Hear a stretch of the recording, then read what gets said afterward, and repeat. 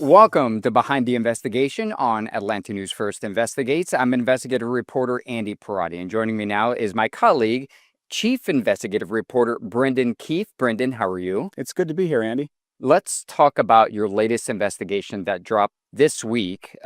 Great investigation. It's something that you've been tracking and following for a long time. We're talking about law enforcement raids, in particular raids at locations at homes where they weren't supposed to happen.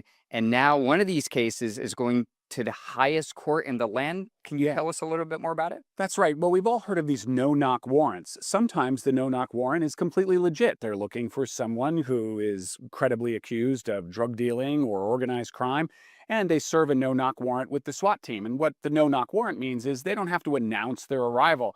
But sometimes these search warrants, arrest warrants, and no-knock warrants are served on the wrong address or on a house where the suspect hasn't lived for months or years.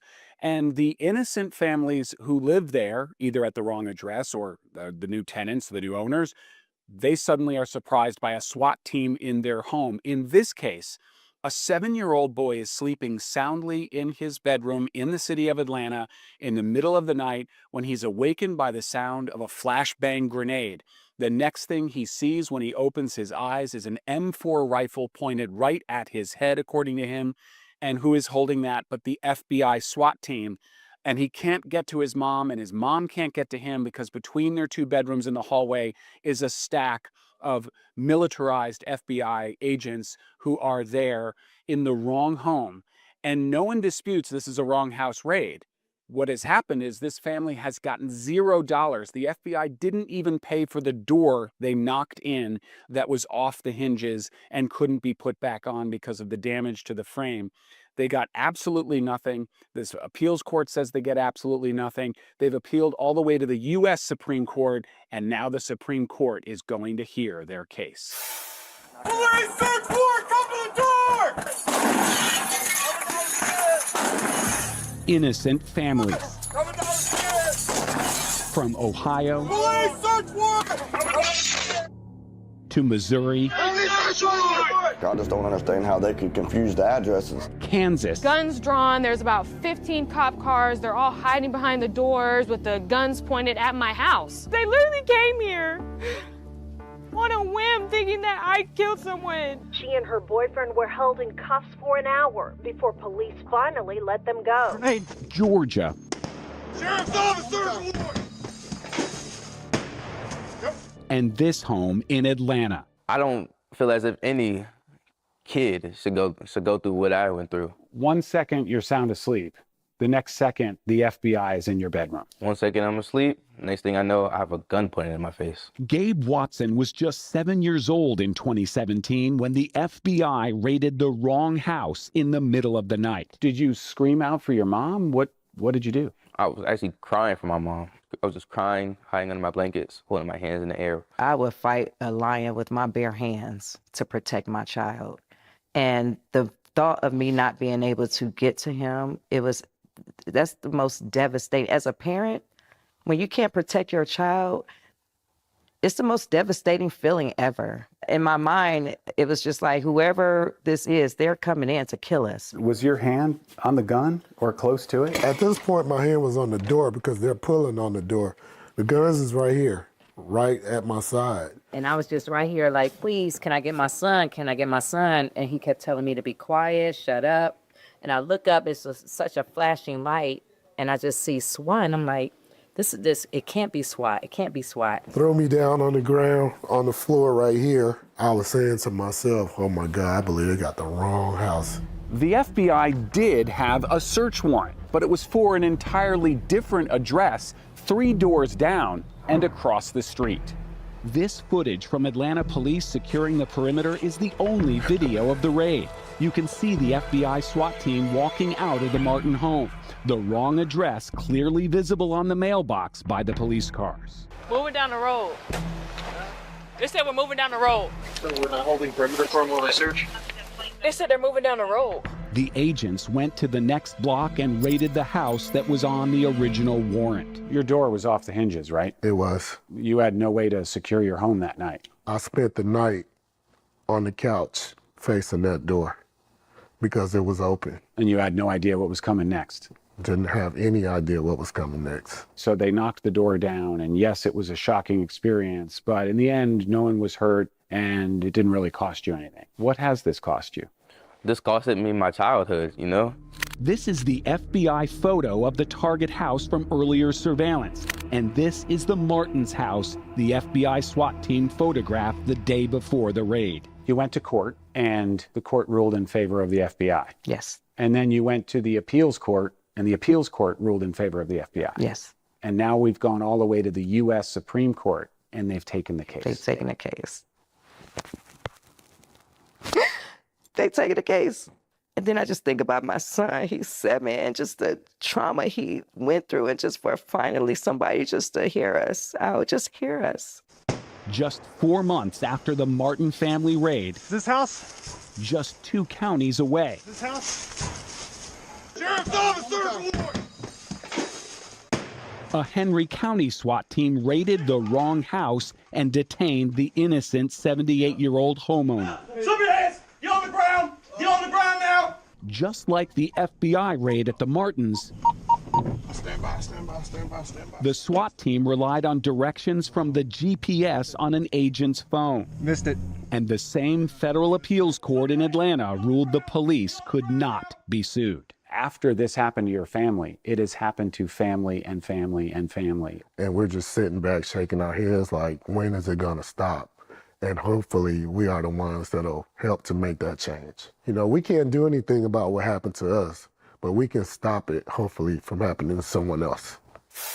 Wow, Brendan, that video and the sound from that family, it brings chills to my skin just thinking about it right now.